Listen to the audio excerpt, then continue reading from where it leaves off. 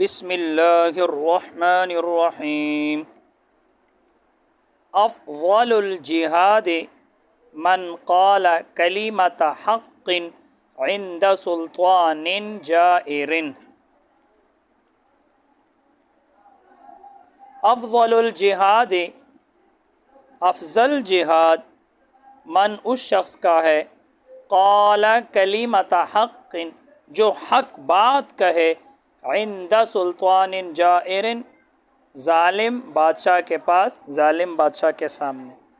افضل جہاد اس شخص کا ہے جو حق بات کہے ظالم بادشاہ کے پاس، یعنی ظالم بادشاہ کے سامنے۔ حدیث کا مختصر مطلب یہ ہے کہ جس طرح میدان جہاد میں دشمن کے ساتھ مقابلہ کرتے ہوئے جان کے تلف ہونے کا خوف ہوتا ہے، تو اسی طرح ظالم بادشاہ کے سامنے حق بات کہنے سے بھی جان کے تلف ہونے کا خوف ہوتا ہے۔ اس لیے کہا کہ افضل جہاد اس شخص کا ہے جو ظالم بادشاہ کے سامنے حق بات کہے، اور اس لیے بھی کہ ظالم بادشاہ کا ظلم اس کی سیاست کے تحت جتنے بھی لوگ ہوتے سب کو پہنچا ہوتا ہے۔ تو جو شخص ظالم بادشاہ کے سامنے حق بات کہے اور اس کو ظلم سے روکے، تو اس کا فائدہ بھی ان تمام لوگوں کو ہوگا جو اس بادشاہ کے سیاست کے تحت ہے، تو اس کا فائدہ زیادہ ہوگا۔ اس لیے کہتے ہیں کہ افضل جہاد اس شخص کا ہے جو ظالم بادشاہ کے سامنے حق بات کہے۔ قال صیغہ واحد مذکر غائب ہے، باب نصر سے ہے۔ قال یقول قولا، اس کا معنی ہے کہنا۔ جائر، اس میں فاعل کا صیغہ ہے واحد مذکر، باب نصر سے آتے جار یجور جورا، مصدر آتا ہے ظلم کرنا۔ ترکیب کرتے ہیں افضل مرفوع لفظا مضاف، الجہادی مجرور لفظا مضاف الیہ، مضاف مضاف الیہ مل کر یہ ہوا مبتدا۔ آپ کو کیسے پتہ چلا یہ مضاف مضاف الیہ ہے؟ تو میں نے آپ کو بتایا تھا دو اسم ہو، پہلے کے اوپر الف لام نہ ہو اور دوسرے کے اوپر الف لام آ جائے تو یہ آپس میں مضاف مضاف الیہ بنتے ہیں۔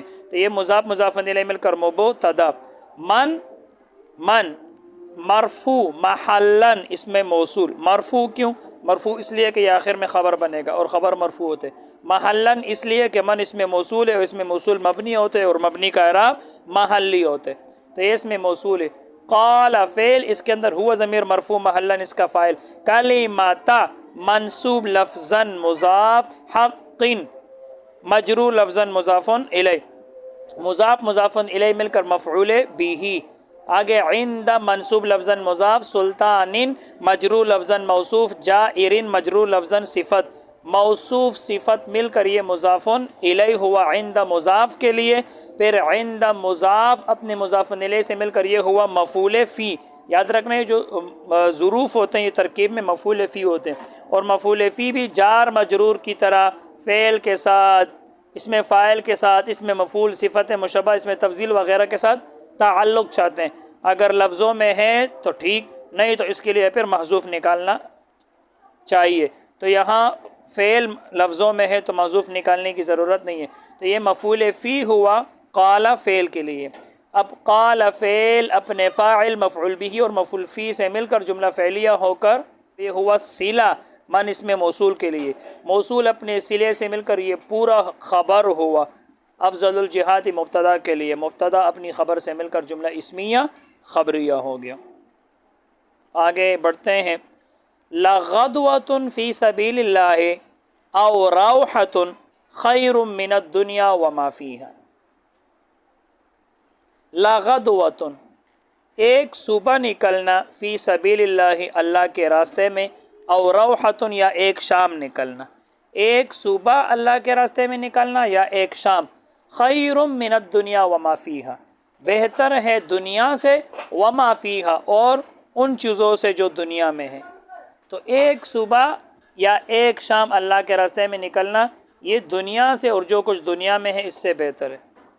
غدوہ کا معنی ہے دن کے نصف اول میں جانا، نکلنا، اور روحتن کا معنی ہے دن کے نصف اخیر میں نکلنا جانا۔ حدیث کا مختصر مطلب یہ ہے کہ اللہ کے راستے میں مطلب جہاد میں ایک صبح نکلنا یا ایک شام کو نکلنا یہ دنیا سے بہتر ہے، اور جو کچھ دنیا میں جو نعمتیں ہیں، جو آسائشیں ہیں، سب سے بہتر ہے، اس لیے کہ دنیا کی جو نعمتیں ہیں اور جو آسائشیں ہیں یہ ناقص ہے اور فنا ہونے والی ہے، زائل ہونے والی ہے، اور جہاد پر جو اجر و ثواب ہے اور آخر میں جو نعمتیں ہیں وہ دائمی ہیں اور کامل ہے۔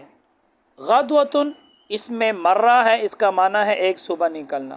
روحتن یہ بھی اس میں مرہ ہے، مرتن کا مطلب ہوتا ہے ایک مرتبہ، تو غدوتن کا مطلب ایک صبح نکلنا، اور روحتن مطلب ایک شام کو نکلنا، تو یہ بھی اس میں مرہ ہے اور غدوتن یہ بھی اس میں مرہ ہے۔ ترکیب کرتے ہیں،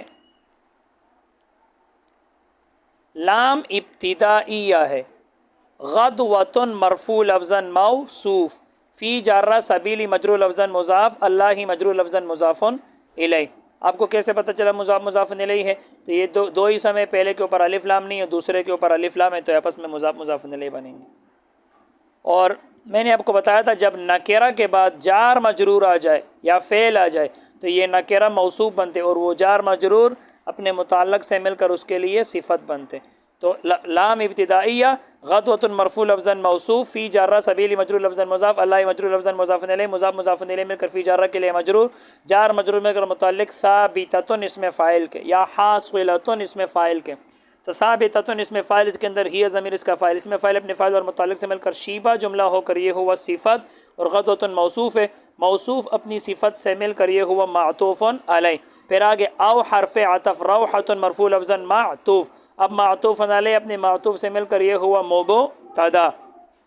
آگے خیر مرفوع لفظاً اس میں تفضیل، اس کے اندر ہی ضمیر مرفوع محلاً اس کا فاعل، من جارہ الدنیا مجرور تقدیراً معطوف علیہ، وہ حرف عطف، ما مجرور محلاً اس میں موصول، فی جارہ ہا مجرور محلاً، جار مجرور مل کر، اب یہاں تو کوئی نہیں ہے تو محذوف نکالیں گے، جار مجرور مل کر متعلق ثبتا فعل کے یا حصولا فعل کے یا کانا فعل کے، تو جار مجرور مل کر متعلق ثبتا فعل کے، ثبتا فعل اس کے اندر ہوا ضمیر اس کا فاعل، فعل اپنے فاعل اور متعلق سے مل کر جملہ فعلیہ ہو کر یہ صلہ ہوا، ما اس میں موصول کے لیے، موصول صلہ مل کر یہ معطوف ہوا، اور الدنیا معطوف علیہ ہے، معطوف علیہ اپنے معطوف سے مل کر یہ مجرور ہوا من جارہ کے لیے، جار مجرور مل کر متعلق خیر اس میں تفضیل کے، اب خیر اس میں تفضیل اپنے فاعل اور متعلق سے مل کر شیبہ جملہ ہو کر یہ ہوا خبر،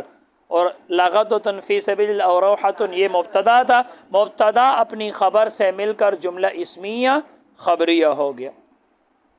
آگے بڑھتے ہیں، فقیہ واحد اشد علی الشیطان من الف عابد، فقیہ واحد، واحد فقیہ واحد، ایک سمجھدار عالم، فقیہ واحد ایک سمجھدار عالم، اشد زیادہ سخت ہوتا ہے یعنی زیادہ بھاری ہوتا ہے، علی الشیطان شیطان پر، من الف عابد ہزار عبادت گزاروں سے، ایک سمجھدار عالم زیادہ بھاری ہوتا ہے علی الشیطان شیطان پر، من الف عابد ہزار عابدوں سے۔ حدیث کا مختصر مطلب یہ ہے، چونکہ سمجھدار عالم شیطان کے مکر و فریب سے واقف ہوتا ہے، وہ شیطان کے وسوسوں میں نہیں آتا، اور شیطان جو لوگوں کو برے کاموں کا حکم دیتا ہے تو یہ فقیہ سمجھدار عالم جو ہے یہ لوگوں کو نیکی کا حکم دیتا ہے، اور شیطان جو لوگوں کے لیے گناہ اور خواہشات کا جو دروازہ کھول دیتا ہے تو یہ سمجھدار عالم ان کو نصیحتیں کر کے لوگوں کو شیطان کے مکر و فریب سے آگاہ کر دیتا ہے اور اس دروازے کو بند کر دیتا ہے۔ اور جو عابد آدمی ہوتا ہے عبادت گزار تو وہ تو بس اپنی عبادت میں لگا رہتا ہے، وہ شیطان کے مکر و فریب سے واقف نہیں ہوتا، اور بسا اوقات ایسا ہوتا ہے کہ وہ اپنی عبادت میں لگا رہتا ہے اور شیطان نے اس پر اپنا جال بچھایا ہوتا ہے اور اس کو پتہ ہی نہیں چلتا. تو اس لیے جو سمجھدار عالم ہوتا ہے یہ شیطان پر بھاری ہوتا ہے 1000 عابدوں سے. فقیہ یہ صفت مشبہ ہے، باب کرم سے ہے. فقوہ یفقہ فقاہتاً سمجھدار ہونا. فقیہ وہ شخص ہے جو اصول شریعت اور احکام شریعت کو جاننے والا ہو. عابدین یہ اسم فاعل ہے باب نصر سے. عابد یعبد عبادتاً عبادت کرنا. ترکیب کرتے ہیں فقیہ مرفوع لفظاً موصوف، واحد مرفوع لفظاً صفت، موصوف صفت مل کر یہ ہوا مبتدا. اشد مرفوع لفظاً اس میں تفضیل، اس کے اندر ہوا ضمیر مرفوع محلاً اس کا فاعل. علی جارہ شیطانی مجرور لفظاً، جار مجرور میں کر متعلق کے اول اشد اس میں تفضیل کے آگے من جارہ الفی مجرور لفظاً مضاف، عابدین مجرور لفظاً مضاف الیہ، مضاف مضاف الیہ مل کر من جارہ کے لیے مجرور، جار مجرور میں کر متعلق کے ثانی اشد اس میں تفضیل کے. اب اشد اس میں تفضیل اپنے فاعل اور دونوں متعلقوں سے مل کر شیبہ جملہ ہو کر یہ ہوا خبر، اور فقیہ واحد یہ مبتدا ہے. مبتدا اپنی خبر سے مل کر جملہ اسمیہ خبریہ ہو گیا. بس آج کے لیے اتنا ہی. اللہ تعالی ہم سب کو علم نافع عطا فرمائے. السلام علیکم.